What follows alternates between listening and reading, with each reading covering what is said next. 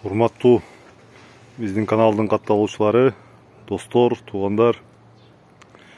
Бүгүн биз Короодогу Тракен породасындагы 3 жашар тургач байталды тартайын деп чечтим. Бул жашы 3 жаш, июнь айында, келерки жылдын июнь айында 4 жаш болот.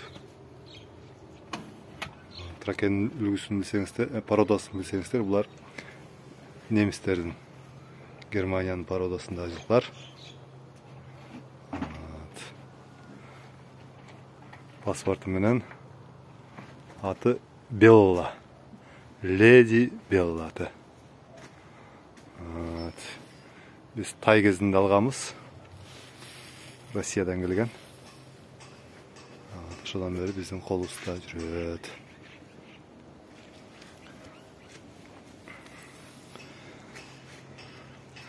Мүнөзү абдан жоош болот экен бул жылкылардын. Кичинекей балдар келип, астынан өтүп, бутун кармап алса деле учпай тура берет. Бою бүгүнкү күндө 1,70. Мында атайын өлчөткөнбүз 1,70. Мунун энесинин бою 1,72 болчу. Атасыныкы 1,75 экен. Бул порода боюнча ошол 4-5 жашка чейин бою өсүш берет экен. Андыктан биз дагы болжолдоп атабыз, ушу таза ушу энесиндей бойлуу болуп керек. 1,72, азыр 1,70 бар. Жайында үйүргө чыгарганбыз. Бул породалардын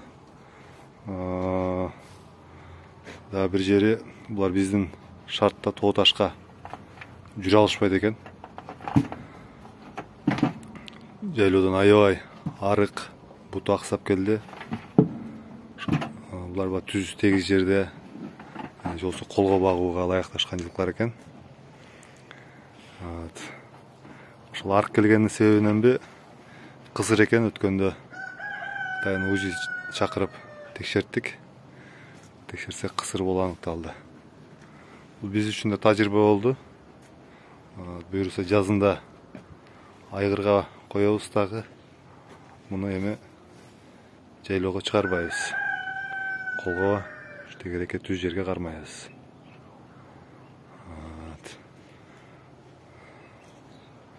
Тамактануусу, булар тойд көп ылгыбайт экен. Бул жылкынын мүнөзү бергенин жей берет. Чөп жеп атат, беде бир маал жем жеп атат. 2 маал берип атканбыз башында, арык болгондо байланыштуу. Азыр бир маалга өткүзүп койдук. Менимче жетиштүү, жүгөрү будай аралаш. Астында чөп жеп атат. Беденин бүрү, биз эчки багабыз. Ушу эчкилердин бир кызык жери, чөптүн бүрүн жешпейт экен. Ал ичке сабактарын жеп атат дагы, бүрүн тыштап коет. Бүрүн болсо ушу жылкыга берип коебуз. Күн ушул жерде турат. Күн көрүп,